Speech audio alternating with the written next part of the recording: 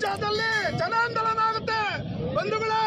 ಇದು ಪ್ರಜಾಪ್ರಭುತ್ವ ಸರ್ಕಾರ 136 ಈ ಪ್ರಜಾಪ್ರಭುತ್ವದಲ್ಲಿ ಕರ್ನಾಟಕದಲ್ಲಿ ಬಹುಮತ ಕೊಟ್ಟಿರೋದು ಸಿದ್ದರಾಮಯ್ಯ ಅವರಿಗೆ, ಡಿ ಕೆ ಶಿವಕುಮಾರ್ ಅವರಿಗೆ.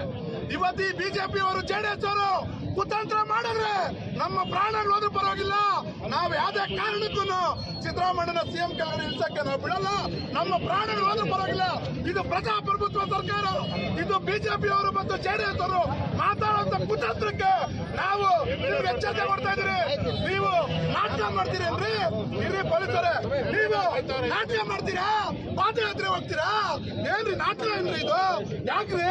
ಇದು ಪ್ರಜಾಪ್ರಭುತ್ವ ಸರ್ಕಾರ ರೀ, ಸಿದ್ದರಾಮಯ್ಯ ಅವರ ಸರ್ಕಾರ ರೀ, ಬಡವರಿಗೆ ಅನ್ನ ಕೊಟ್ಟಿರೋ ಸರ್ಕಾರ ರೀ, ಬಡವರಿಗೆ ಹೆಣ್ಮಕ್ಳಿಗೆ ಬಸ್ ಫ್ರೀ ಕೊಟ್ಟಿರುವಂತ ಸರ್ಕಾರ ರೀ, ವಿದ್ಯಾರ್ಥಿಗಳಿಗೆ ಹಣ ಕೊಟ್ಟಿರುವಂತ ಸರ್ಕಾರ ರೀ.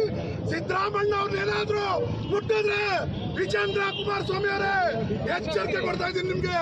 ನಮ್ಮ ಪ್ರಾಣಗಳದು ಪರವಾಗಿಲ್ಲ, ನಮ್ಮ ರಕ್ತಗಳು ಚೆಲ್ಲಾಡ್ತೀರಿ, ಸಿದ್ದರಾಮಯ್ಯನ ಉಳಿಸ್ತೀರಿ ಸ್ವಾಮಿ. ಸಿದ್ದರಾಮಯ್ಯ ಬೇಕು, ಸಿದ್ದರಾಮಯ್ಯ ಅವರಿಗೆ. ರಾಜ್ಯಪಾಲರ ಒಂದು ಪೂರ್ವ ಪೂಡಿತರಾಗಿ ಕೇಂದ್ರ ಸರ್ಕಾರದ ನಿರ್ದೇಶನದಂತೆ ಸಿದ್ದರಾಮಯ್ಯನವರಿಗೆ ಇವತ್ತು ಶೋಕಾಸ್ ನೋಟಿಸ್ ನೀಡಿದ್ದಾರೆ. ಇದ್ರ ವಿರುದ್ಧವಾಗಿ ಎಲ್ಲ ಜಿಲ್ಲಾ ಕೇಂದ್ರಗಳಲ್ಲಿ ನಾವು ಇವತ್ತು ಪ್ರತಿಭಟನೆಯನ್ನು ಹಮ್ಮಿಕೊಂಡಿದ್ದೀವಿ. ಸಾಂಕೇತಿಕವಾಗಿ ಜನ ಇವತ್ತು ಎಲ್ಲ ಕಡೆ ಎಲ್ಲ ಜಿಲ್ಲೆಗಳಲ್ಲೂ 31 ಜಿಲ್ಲೆನಲ್ಲೂ ಇದನ್ನು ಪ್ರತಿಭಟನೆಯನ್ನು ಮಾಡಿ ಜಿಲ್ಲಾಧಿಕಾರಿಗಳ ಮೂಲಕ ರಾಜ್ಯಪಾಲರಿಗೆ ಒಂದು ಮನವಿಯನ್ನು ನೀಡ್ತಾ ಇದ್ದೀವಿ. ಈ ಮನವಿಯನ್ನು ಅವರು ಪುರಸ್ಕರಿಸದೆ ಹೋದರೆ ಇದು ದೊಡ್ಡ ಜನಾಂದೋಲನವಾಗಿ ಮಾರ್ಪಾಡಾಗ್ತದೆ. 9ನೇ ತಾರೀಕು ಮೈಸೂರಿನಲ್ಲಿ ಒಂದು ದೊಡ್ಡ ಸಮಾವೇಶವನ್ನು ಮಾಡ್ತಾ ಇದ್ದೀವಿ ಇದರ ವಿರುದ್ಧವಾಗಿ. 7ನೇ ತಾರೀಕು ಬುಧವಾರ ಫ್ರೀಡಮ್ ಪಾರ್ಕಲ್ಲಿ ಕೂಡ ಒಂದು ಸಮಾವೇಶವನ್ನು ಮಾಡ್ತಾ ಇದ್ದೀವಿ. ಹಾಗೂ ಎಚ್ಚೆತ್ತುಕೊಳ್ಳಿಲ್ಲ ಅಂದರೆ ಇದು ರಕ್ತಪಾತ ಆದರೂ ಸರಿ, ನಾವೇನು ಹಿಂದೆ ಹೋಗೋದಿಲ್ಲ.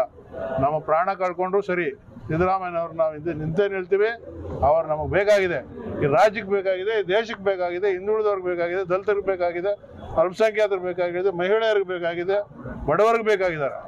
ಅಂಥ ವ್ಯಕ್ತಿಯನ್ನು ನಾವು ಇವತ್ತು ಕಳ್ಕೊಂಡಿದ್ದೆ ಆದರೆ, ರಾಜಕೀಯ ಹೊನ್ನಾರದಿಂದ ನಾವು ಕಳ್ಕೊಂಡಿದ್ದೆ ಆದರೆ ಈ ರಾಜ್ಯಕ್ಕೆ ಅನ್ಯಾಯ ಆಗ್ತದೆ. ಯಾವುದೋ ಒಂದು ಪ್ರಬಲ ಕೋಮಗಾಗೋದಿಲ್ಲ, ಅಥವಾ ಯಾವುದೋ ಒಂದು ಒಬ್ಬರಿಗೆ ಪರ್ಸನಲ್ ಆಗಿ ಅಲ್ಲ ನಾನು ಹೇಳ್ತಿರೋದು. ಇದು ಇಡೀ ರಾಜ್ಯಕ್ಕೆ ಅನ್ಯಾಯ ಆಗ್ತದೆ. ಆ ಉದ್ದೇಶದಿಂದ ನಾವೇನು ಮಾಡ್ತಾ ಇದ್ದೀವಿ ಅಂದರೆ ಪ್ರತಿಭಟನೆಯನ್ನು ಹಮ್ಮಿಕೊಳ್ತಾ ಇದ್ದೀವಿ. ಅವ್ರು ಯಾವುದೇ ಕಾರಣಕ್ಕೂ ಬಿಟ್ಕೊಡೋದಿಲ್ಲ ನಾವು. ಅಂಥ ಸಂದರ್ಭ ಬಂದಾಗ ಏನು ಮಾಡೋಕ್ಕೂ ಸಿದ್ಧವಾಗಿರ್ತೀವಿ. ಎಲ್ಲ ರೀತಿ ಹೋರಾಟಕ್ಕೂ ನಾವು ರೆಡಿಯಾಗಿದ್ದೀವಿ.